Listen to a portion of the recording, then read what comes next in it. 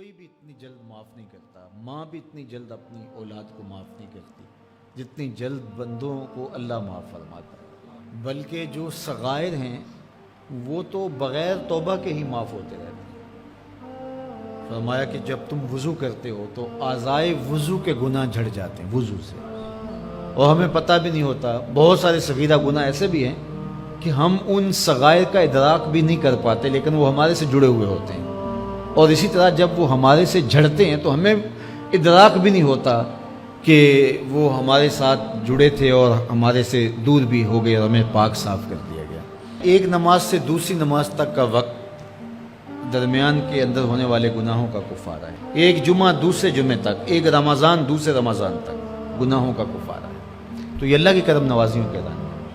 بلکہ فرمایا ہم نے تم کو جو بڑے گناہوں سے منع کر رکھا ہے، اگر تم ان گناہوں سے اپنے آپ کو بچا لو تو ہم اس کے صلے کے اندر تمہارے چھوٹے گناہ ویسے ہی معاف کر دیں۔ ایک تو ہے کہ تم وضو کرو گے تو جھڑیں گے، ایک تو یہ ہے کہ تم کچھ اعمال کرو گے تو اس کی برکت سے یہ گناہ ساتھ جھڑ جائیں گے، لیکن اگر تم بڑے گناہوں سے بچتے رہو گے تو ہم تمہاری اس بات کا اعزاز تمہیں دیتے ہوئے کہ تمہیں اللہ کے حکم کا پاس ہے اور تم بڑے گناہوں سے بچ رہے ہو، اور جو چھوٹے گناہ تم سے سرزد ہو گئے ہم اس بڑے گناہ سے بچنے کی وجہ سے وہ ویسے ہی تمہارے سے ہٹا دیں گے، تمہیں صاف کر دیں گے۔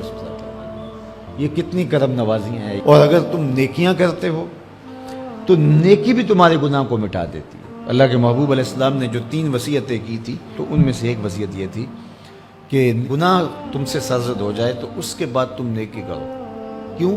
تم ہوہا، جو نیکی ہے وہ گناہ کو مٹا ڈالے گی۔ یہ کیسا اس کا الوہی انتظام ہے کہ ہمارے گناہوں کو مٹانے کے لیے کتنے سامان رکھیں۔ چھوٹے گناہ سرزد ہو گئے ہیں تو وضو کرنے سے، نماز ادا کرنے سے معاف ہو گئے، صدقہ کرنے سے معاف ہو گئے، کسی کو مسکرا کر ملنے سے معاف ہو گئے، رستے میں پڑی ہوئی چیز ہٹا دی تو اس سے معافی ہو گئی، دروشی پڑا تو گناہ معاف ہو گئے اور خطائیں دھل گئیں اور درجات بلند ہو گئے، اور نیکی کی تو ساتھ گناہ بھی معاف ہو گئے۔ تو باقی رہی بات کہ کبیرہ گناہ، بڑی بڑی باتیں، تو شرک سے بڑی بات تو کوئی نہیں ہے، سب سے بڑا گناہ تو شرک ہے۔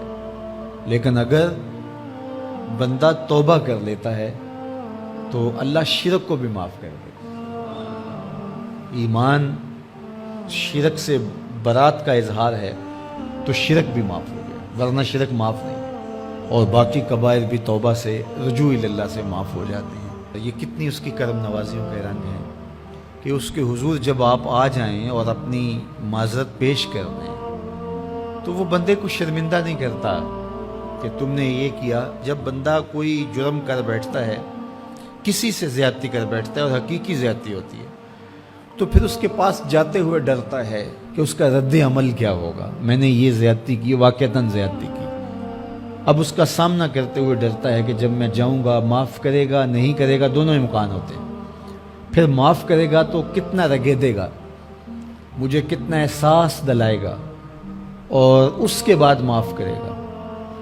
تو بندے کے قدم اٹھتے بھی ہیں، اور کئی وسواس اس کے ساتھ جڑے ہوئے ہوتے ہیں کہ معافی ہوگی یا نہیں ہوگی، اور میری تذلیل ہوگی یا میری کیا صورتحال ہوگی کسی سے بھی معافی مانگتے ہوئے۔ اسی لیے لوگ اڑ جاتے ہیں۔